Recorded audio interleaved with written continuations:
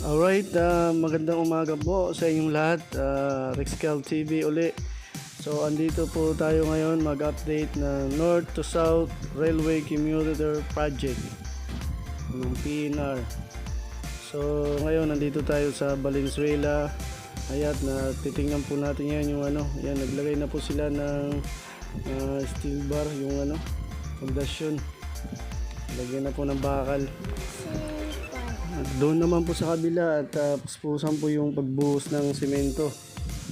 Kahit po maulan, talagang tuloy pa rin yung trabaho dito. Basta mamit lang yung schedule nila ng project. Ayos talaga ng build dito. Itong construction po is malapit po sa T. Santiago Street. Yan po guys.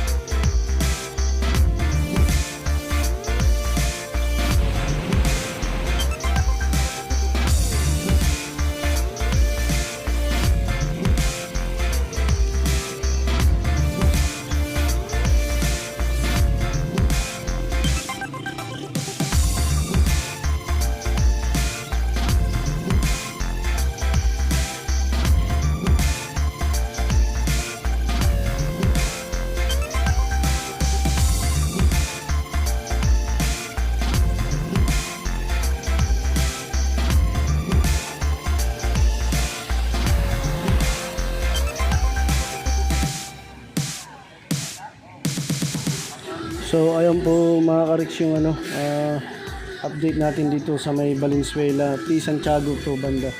Ayan po yung dito tayo sa baba, ayan po yung project. Tuloy-tuloy pa rin gawa. Maraming salamat sa panonood.